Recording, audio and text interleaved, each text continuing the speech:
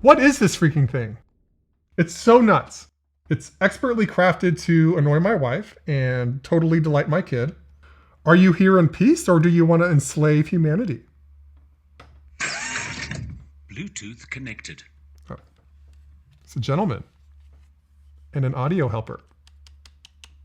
That's right, I'm reviewing the GravaStar Mars Pro Bluetooth speaker. And believe it or not, this dark gray alien crab droid is the conservative looking one. The Mars Pro, if nothing else, is a tank. Virtually all of it is covered in this very hard, cold and smooth zinc alloy, bringing it to just about 5 pounds, so about 1 pound less than this A9 speaker. Consumer electronics devices are just not built like this. I really wish you could just grab it through the screen. It is so unexpected. Now, if you happen to be more intrigued than terrified, there are a number of aesthetic details to appreciate. The sculpting and indentation, the watermarked branding, exposed hardware, the imagination nudging motifs, 3 articulating talons on these triangulary positioned menacing legs that double as a wide base stand, even tiny pads on the tips. It's the details that matter. Okay, let's turn it back on. Bluetooth connected. Right away, you'll notice an array of LEDs that breathe life into the Mars Pro. The interior glows with light escaping from the gills.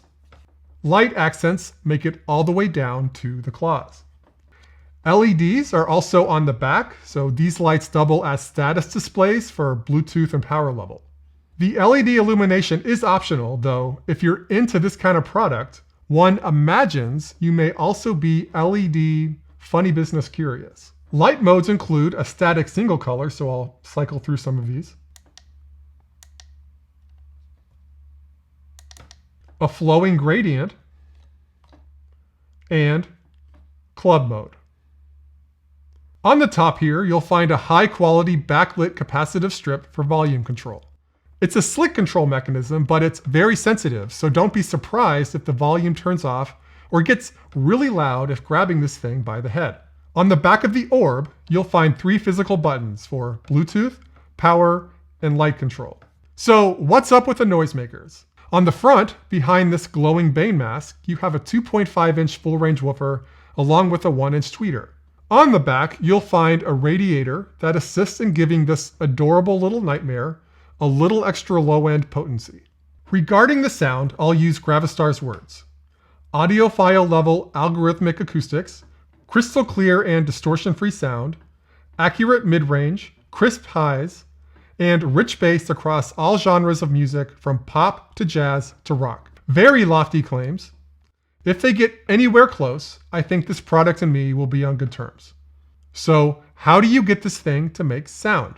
Well, primarily Bluetooth. It has version 5.0. And via this combo USB-C charging and aux port. Yes, aux ports tend to be analog, but GravaStar went a different direction. If you want to connect to the Mars Pro, say via the headphone jack on your computer, instead of Bluetooth, you can use this nifty provided 3.5mm to USB-C cable. The battery capacity is generous at 8,000 milliamp hours, so up to 15 hours of playtime, according to GravaStar. So you shouldn't fret too much if you're looking to untether and move these around for the day, for a party or to scare people off your lawn. You can keep these plugged in while using Bluetooth, and there are even themed charging pads if you want to go all the way with this. No half measures. So yes, you can buy just one Mars Pro and use it as a traditional mono Bluetooth speaker. Totally legit. But what really intrigued me are what these little demon babies can do as a team. A stereo pair via the true wireless stereo protocol. Network connected. I think these, as stereo, dramatically expands what you might want to do with them.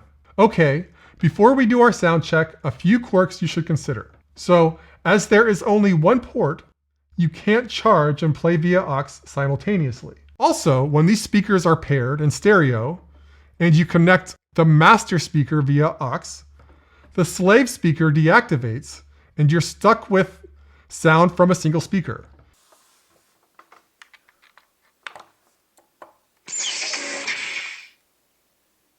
Last, there are no manual or prepackaged EQ controls. So as great as any one speaker may sound technically, it will not sound great for everybody. So inevitably, and hopefully it's not you, but someone will not get the sound they're looking for.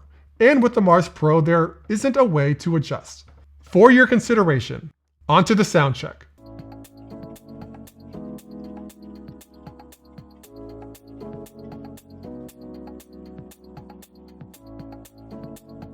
Hey, can I just take a moment to thank you? There is nothing else I'd rather be doing with my life. I don't care.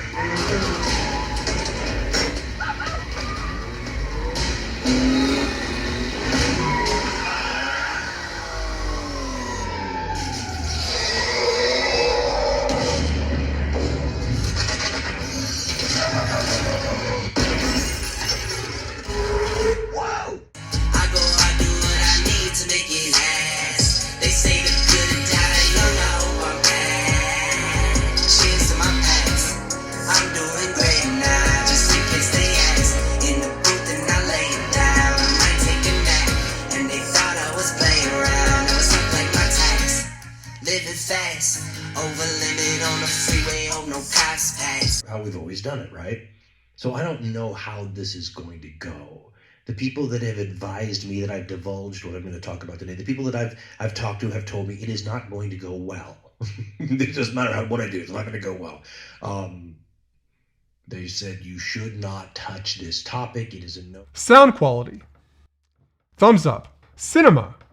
The dialogue intelligibility was significantly better than I was expecting, considering the lack of a center channel and tendency for Bluetooth speakers to present an overly dark sound with muddy bass. You should cast aside those worries here. The bass was present and gently contoured the sound, but it was far from overwhelming.